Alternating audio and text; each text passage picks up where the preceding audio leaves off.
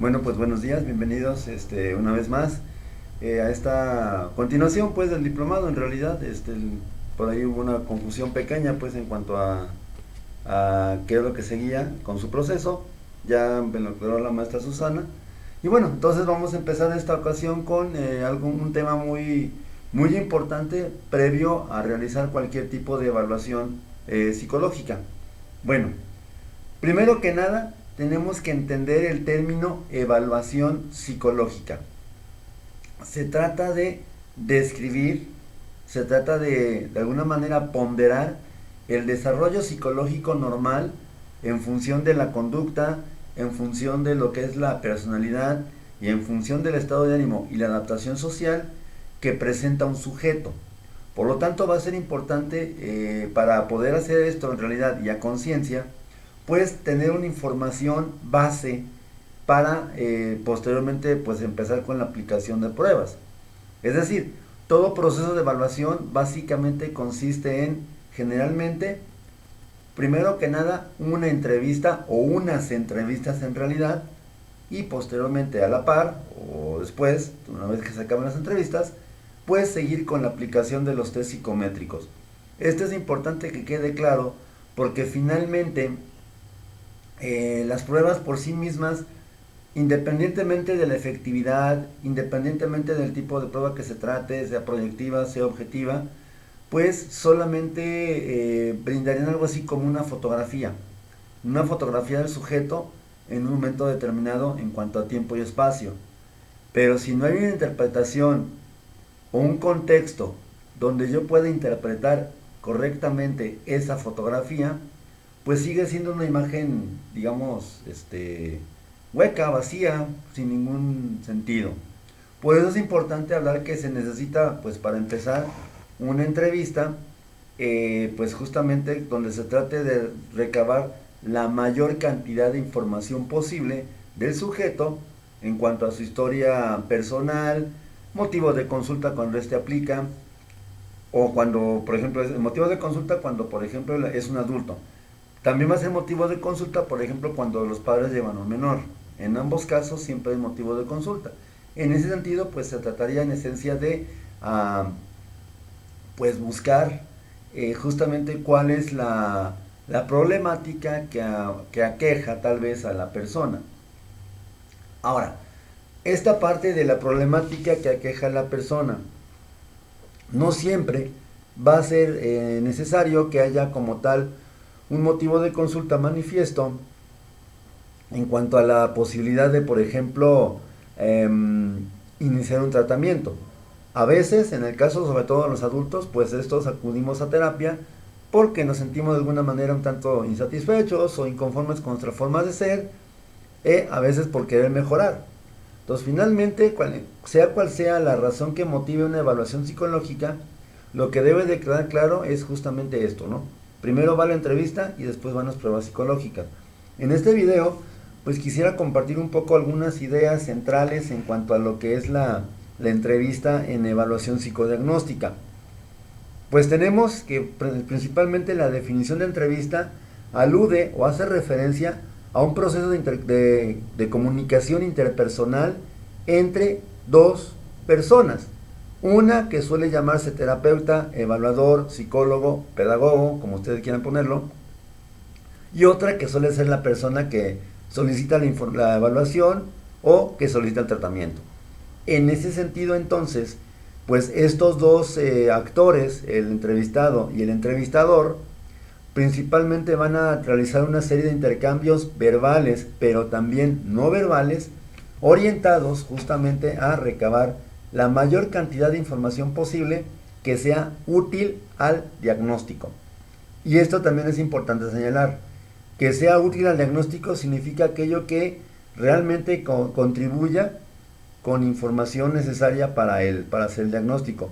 Por lo tanto, pues quedaría pues descartado de alguna manera, por cuestiones de ética incluso, cualquier interés malsano o no muy bien intencionado que tenga el entrevistador. Hay preguntas en las entrevistas que se le practican a los adultos y a los niños y a los padres de familia que a veces resultan un tanto complejas, un tanto pues muy personales un tanto muy íntimas incluso, que pues obviamente si no se toman con la necesaria precaución, el necesario cuidado y obviamente con el debido respeto, pues pueden incomodar a la persona y pueden sabotear prácticamente todo lo que es el proceso de evaluación psicológica.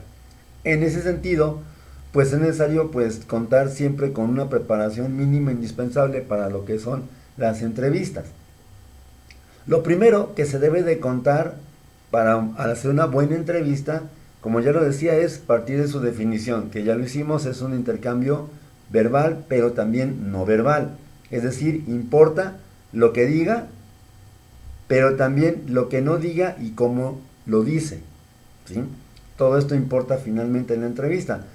Un error frecuente que se comete cuando se empieza a trabajar con entrevistas en los estudiantes de psicología, por ejemplo, es justamente esta como, pues como de alguna manera compulsión o manía, no sé cómo se le podría llamar, de querer todo como, pues tenerlo bajo control, tenerlo todo plasmado en un guión, en un formato por escrito. Los formatos por escrito son importantes y ahorita vamos a ver un poco por qué son importantes, pero lamentablemente suelen ser muy limitativos en cuanto a que no permiten como mayor información o no permiten mayor profundidad en los aspectos que se supone que están evaluando. Por lo tanto, va a ser necesario pues también que de alguna forma el entrevistador pues prescinda en muchas ocasiones, yo diría que en la mayoría, de un formato, de un guión. Ahora, una cosa es un guión de entrevista, literal, pregunta por pregunta, y otra es un temario de aspectos que tengo que abordar en la entrevista. En este caso, otro elemento que debemos de considerar para hacer un buen tipo de, una buena entrevista, perdón, va a ser justamente atender a qué tipo de entrevista estoy recurriendo. Si es una entrevista estructurada, quiere decir entonces que obviamente el terapeuta o el entrevistador va a tener bajo su control todos y cada uno de los diferentes aspectos que conforman la entrevista, ¿sí? Si va a ser una entrevista semiestructurada, quiere decir que no hay tanto control, pero sigue habiendo control por parte del terapeuta. En cambio, si es una entrevista abierta, ahí, número uno, su principal característica es que no hay un guión por escrito.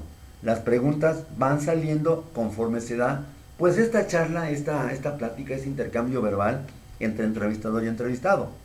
En ese sentido, la entrevista abierta suele ser un poco más compleja, aunque aparentemente es así como que muy cómoda en cuanto, bueno, pues yo le pregunto conforme vaya saliendo, aparentemente es muy fácil, pero en la práctica ciertamente es un tanto compleja, porque incluye tener bajo control, en este caso del propio evaluador, pues justamente la información que va vertiendo el entrevistado, y sobre todo pues tratar de realizar las preguntas pertinentes para profundizar con mayor eficacia en esas áreas donde se pretenda pues recabar la información.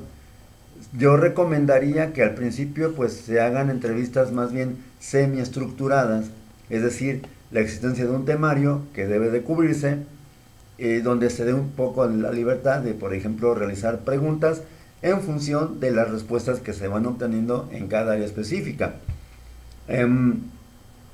Una vez que tenemos justamente esta parte de una definición de entrevista, definiendo o estableciendo el tipo de entrevista, pues pasaríamos a ver lo que es la parte del lenguaje verbal, ¿sí? ¿Qué es el lenguaje verbal? Pues el lenguaje verbal básicamente va a ser toda aquella pues intercambio oral que hacemos con un entrevistador y un entrevistado, que realizan ellos dos. En este lenguaje oral o lenguaje verbal, pues básicamente, como su nombre indica, tiene que ver con palabras, ¿sí? A la pregunta, por ejemplo, ¿cuál es tu dirección? Pues lógicamente yo espero como entrevistador que el sujeto al que le pregunte esto, al entrevistado, me dé su domicilio, ¿sí? Ahora, tendríamos que ver justamente que en esa parte del nivel verbal, pues habrá, digamos, aspectos de la información que son mucho más fáciles de comunicar que otros. Particularmente los que son más fáciles de comunicar es información general, información sociobiográfica. Por ejemplo, nombre completo, edad, escolaridad, estado civil, años, nombre del padre, nombre de la madre, ocupación habitual, teléfonos, etcétera. Son aspectos pues que son muy sencillos de recopilar. Y por lo tanto, pues en ese sentido, cuando se hace una entrevista, eh, casi siempre va al principio este tipo de preguntas, ¿sí? Este tipo de preguntas que son, obviamente son preguntas cerradas, porque justamente yo espero que me dé una respuesta concreta a lo que estoy preguntando.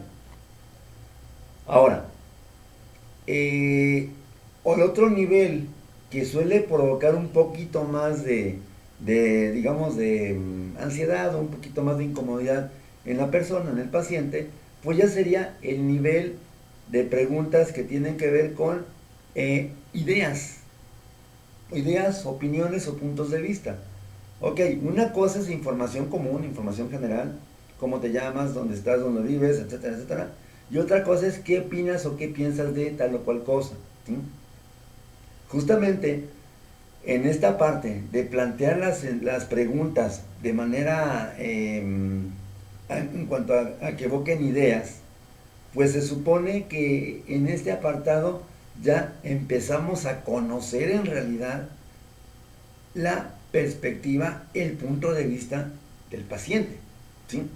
Ahora, en ese sentido es entonces cuando empieza realmente una entrevista como tal, cuando empezamos a sondear ideas, opiniones, puntos de vista, porque justamente le estamos preguntando yo al sujeto de algo de sí mismo, no información. La información incluso biográfica la pueden preguntar a través de un formulario, que sabes qué, lléname por favor esta hoja de registro y ahí están los datos y tal cual, ¿no? Sin necesidad de preguntarle. Pero entonces tenemos que preguntar lo otro, lo que sí son las ideas, opiniones y puntos de vista, eso sí debemos preguntarlo. Ejemplos de preguntas para esta área: ¿qué piensas tú acerca de tal o cual tema? ¿Por qué has venido a esta consulta? ¿Por qué quieres recibir tratamiento? ¿Qué has escuchado acerca de ti? ¿Qué piensas tú o qué opinas de, no sé, de tus padres, de tus maestros, de tu jefe, de su problema, cómo se ve a largo plazo, etcétera? Son preguntas que tienden a justamente revelar ideas. Y aquí, insisto, sí ya suele haber un poquito más de resistencia, un poquito así como que más de, híjole, pues es que no es tan fácil decir, es que, pues a ver, ay, pues, ¿qué le diré? ¿Qué le digo? Ahora, si esto genera conflicto muchas veces, siendo que es algo un tanto no tan íntimo, no tan personal, las preguntas que se encaminan a lo que es el sondeo de emociones o sentimientos, ahí sí ya es como que un poquito en palabras mayores, y de repente los sujetos no siempre están tan dispuestos desde el principio a revelar esta perspectiva suya, esta parte suya, ¿sí? Sobre todo, ¿por qué? Porque finalmente el sujeto, pues en la primera entrevista, y le están preguntando cómo se siente o cómo se sentía cuando su padre lo golpeaba, o cómo se sentía cuando de repente no podía hacer la tarea en casa porque nadie lo ayudaba. Esto ya implica un nivel de manejo emocional. Al respecto, justamente como elemento para ayudar a favorecer una adecuada entrevista clínica, tendremos que dedicar al principio, siempre invariablemente, algunos minutos para generar lo que llamamos en psicología rapport o empatía. Es decir, esa sensación de confianza, de confidencialidad, de apertura al diálogo por parte del entrevistador, perdón, por parte del entrevistador. Ciertamente, la empatía es un término que es bastante trillado, bastante choteado, si se me permite la palabra, en cualquier medio, recurso auditivo, recurso bibliográfico, videográfico, hay toneladas, bueno, toneladas no, hay cantidades enormes de material que habla acerca de la empatía. Lamentablemente a veces la entendemos justamente como el ponerse en el lugar del otro, pero ponerse en el lugar del otro pensando como yo, o sea, actuando como si yo, o sea, yo voy a actuar como si fueras tú, pero siendo yo, y eso no es empatía. La empatía es la capacidad de justamente ver el mundo con los ojos de la otra persona, con sus propios códigos de interpretación, con su experiencia, con sus perspectivas, con sus ideas, ideales, ideología, etcétera, restricciones morales incluso. ¿Sí? Porque finalmente esta parte de lo que es el rapport y la empatía deberían de tender justamente a dar un clima de confianza para que el sujeto pueda expresarse libremente. Y también, pues lógicamente, con todo esto, el sujeto, al momento de sentirse escuchado, no enjuiciado y no criticado, que por cierto también forma parte de la empatía, de ese rapport, de esa relación de escucha incondicional, ok, bueno, pues se supone que el paciente pues va a poder tener un marco de referencia sólido, sano, saludable y seguro para poder expresar todo aquello que le aqueja. Y en ese sentido entonces primero va siempre la empatía, o el rapport en la empatía.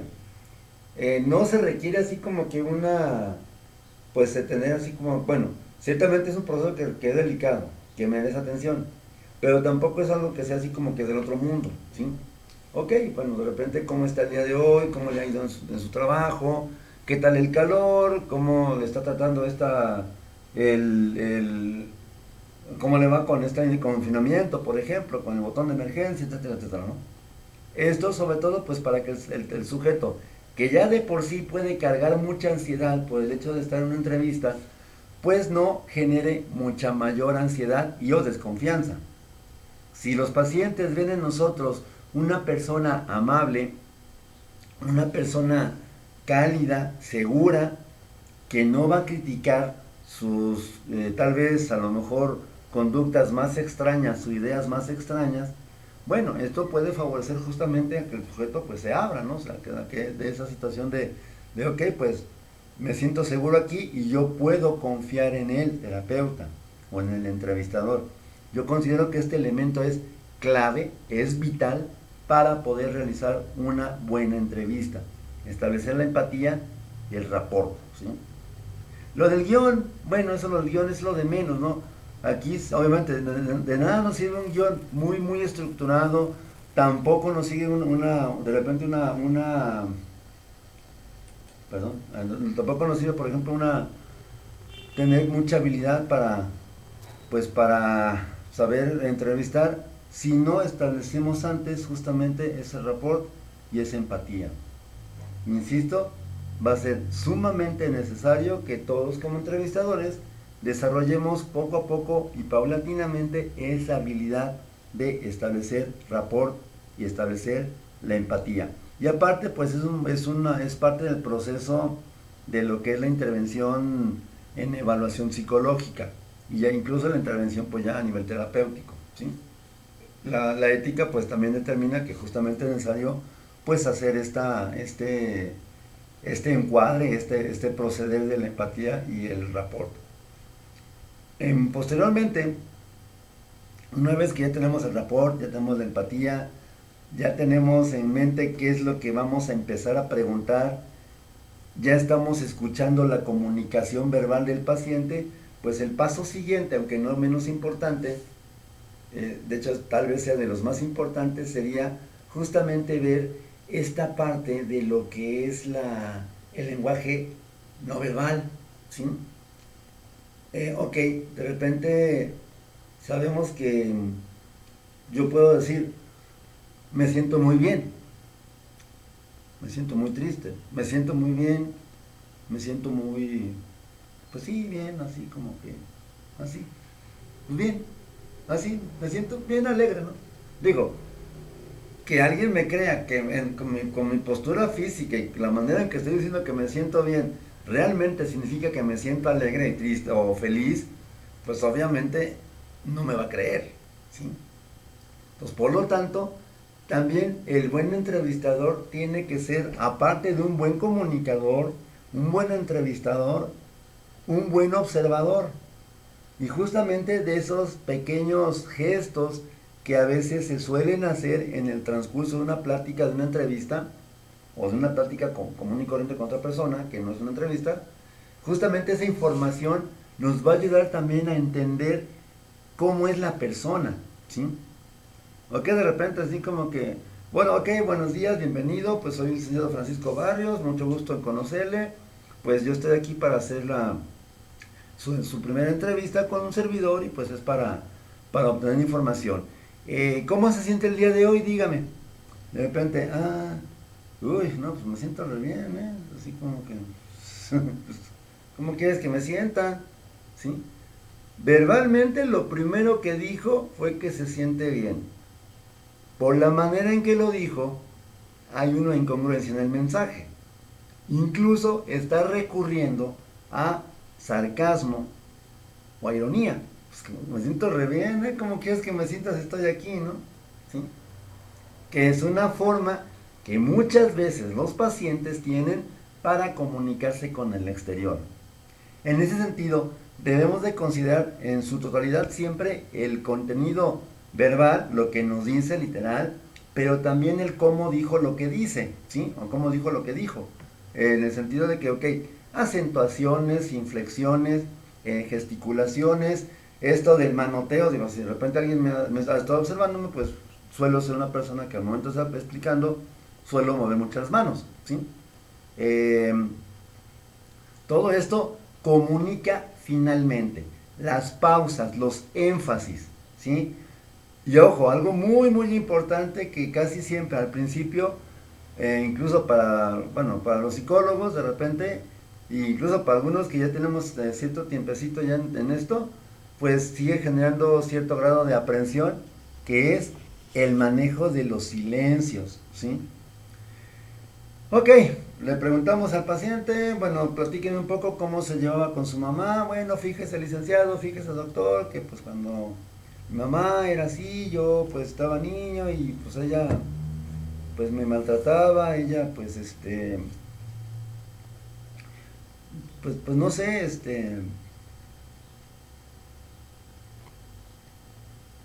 y viene esa pausa de silencio. Y ante esta pausa de silencio, muchos terapeutas, incluso con experimentación, o sea, ya con tiempecito, con kilometraje ya avanzado en este trabajo, generan ansiedad.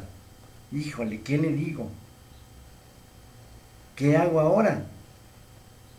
Es una entrevista y pues debo sacar información, pero y lo peor, o sea, lo peor de todo esto sería que, por ejemplo, tras ese silencio, rompa en llanto, ¿sí? A esa maniobra o esa situación de que el sujeto rompa en llanto durante el transcurso de una entrevista clínica o una sesión terapéutica se le conoce como catarsis. Esta catarsis básicamente es como una forma de, ahora sí como que ahí te va todo lo que tengo, me libero por fin de todo lo que me hace daño, de todo lo que me duele, aprovecho, digamos, ese espacio seguro que me brindó el terapeuta para desahogarme. Pero aquí el punto es, ¿qué vamos a hacer cuando un paciente entra en catarsis? Nada, solamente escuchar de manera activa. Que ese sería el tema para el siguiente video, la escucha activa. En ese sentido, es solamente estar presente ahí para cuando él lo necesite. Si no sabes exactamente qué decir, cuando tu paciente o tu entrevistado empiece a llorar, mejor no digas nada. Ganas más, incluso, más mérito, pues haciendo que la persona, más bien, haciendo que la persona sienta en confianza para poder llorar. Porque si también a lo mejor estás muy al pendiente del reloj, de que ya es hora, de que por ejemplo ya está afuera otra persona esperando un turno para que la entrevistes, Híjole, pues así como que, bueno, si usted está de acuerdo, continuamos con la siguiente pregunta y bueno, así te la avientas la pregunta así sin decir agua va, ¿no? Obviamente el paciente se puede sentir incluso hasta, híjole, pues, si ni para el terapeuta esto es importante, entonces, pues, ¿por qué va a serlo para mí, no? Y esto puede justamente causar un problema mucho mayor en cuanto a que el sujeto se cierre a lo que es la oportunidad de recibir una ayuda y se cierre a comunicarse en pocas palabras. Pues por lo tanto, sí tenemos que cuidar mucho esta parte de los silencios. Lo mejor es calladito, te ves más bonito, no digas nada, solamente está presente ahí. Tampoco, por ejemplo, el sujeto empieza a llorar. ¿Estás llorando? Ok. ¿Sigue llorando? No, tampoco. Tampoco se puede hacer eso. ¿Sí?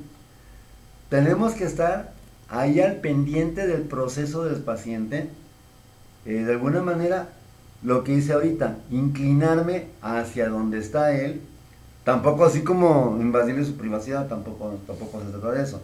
Pero sí, inclinarme hacia él, observar su postura corporal, sus movimientos, su entonación y pues dejar que solo fluya su sentimiento, ¿sí?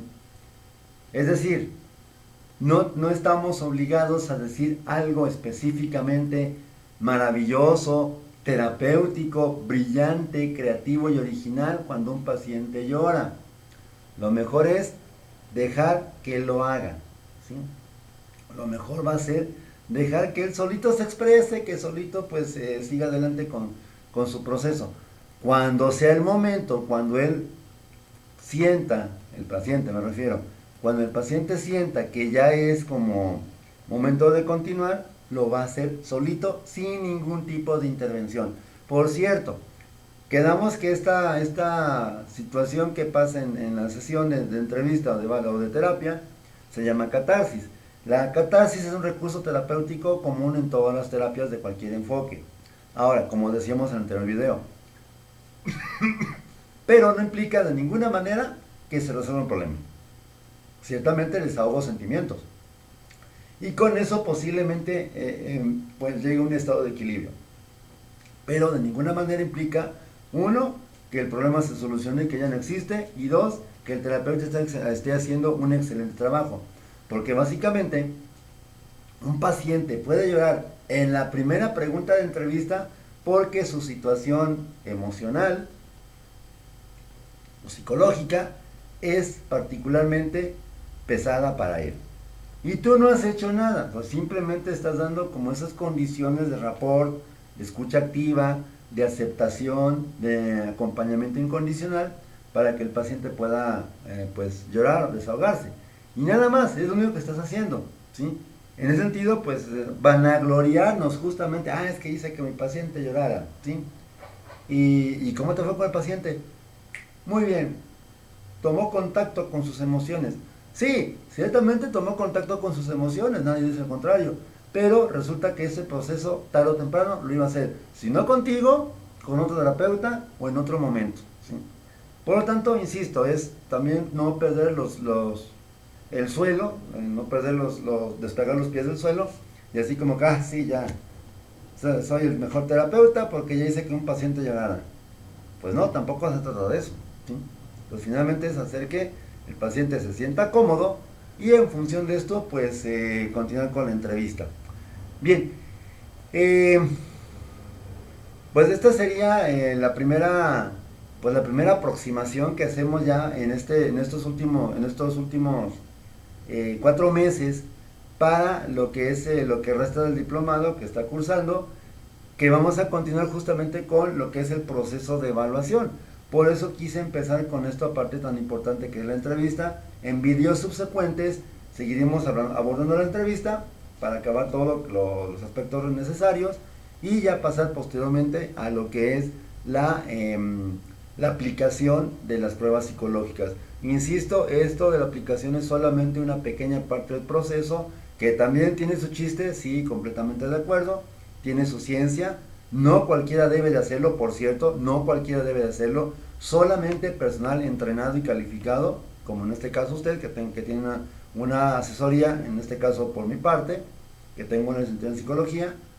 Y bueno, entonces estaremos pues en este sentido dando inicio pues a esta última etapa, a estos últimos 4 meses del trabajo que tenemos en este diplomado.